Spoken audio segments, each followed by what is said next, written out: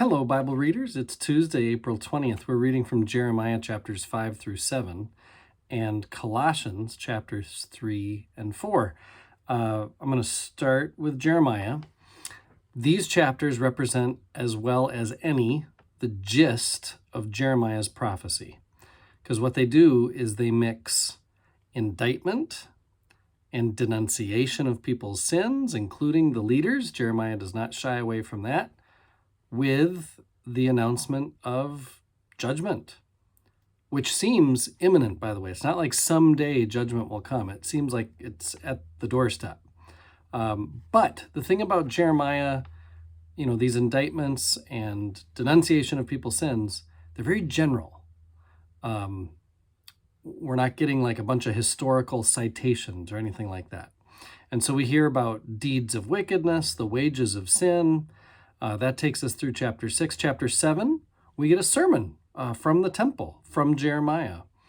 The theme of this sermon, generally speaking, is where does your ultimate trust lie? That's at the heart of what Jeremiah is trying to get across. And that, of course, is what most of the prophets are denouncing, including Jeremiah, which is, don't have any other gods. Trust completely in our God and do so now. To Colossians, seek the things that are above is what we're in chapter 3, and this is getting into some familiar territory as far as what Colossians is known for. It feels kind of like a pep talk, like a Christian pep talk. Don't waste your time on dying temporary superstitions. Seek holiness. Seek what is true and real. Put to death the earthly stuff. So what is earthly stuff? We get a list, right? Fornication, impurity, passion, evil desire, greed, which is idolatry, he puts in parentheses. And then he has this other list. Get rid of anger and wrath and malice and slander. Don't lie. And, so what survives?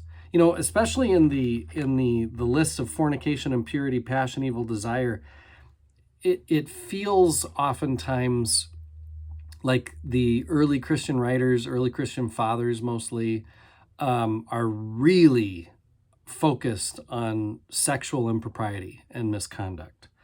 And when you read through a list like this, fornication, impurity, passion, evil desire, like can relationships that are in marriage, can they have passion?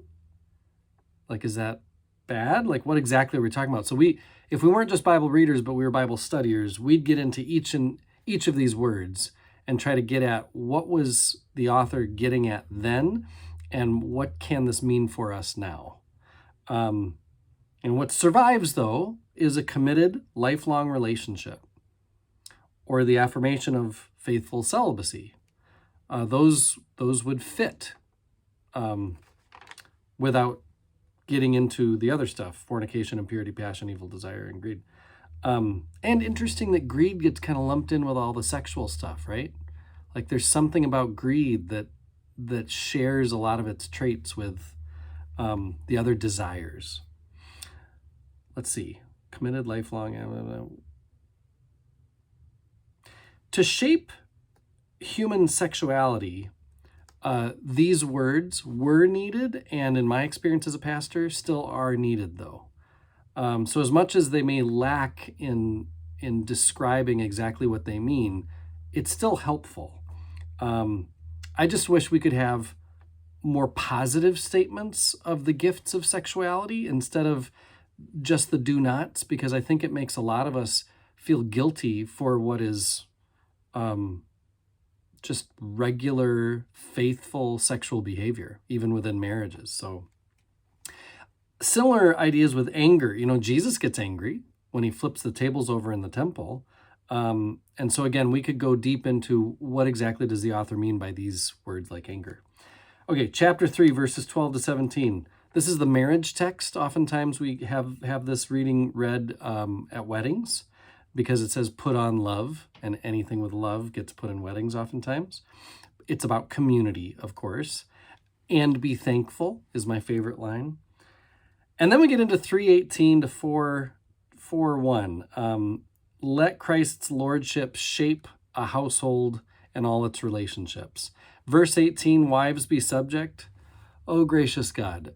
Look at the time. I'm over 5 minutes already. No, but truly, there is too much to say about chapter 3, verse 18, and what it does and doesn't mean, and why it means what it means and what it meant. So I'm just going to reiterate Genesis chapter 1, okay? God created the male and female, seemingly equally to me. Together we are made in the image of God. This whole hierarchy and who's subject to whom, so we could talk more about that when we study Colossians. But right now we're just reading through, surveying the land. I am one with my God is with us, all of us, at all times and in all places.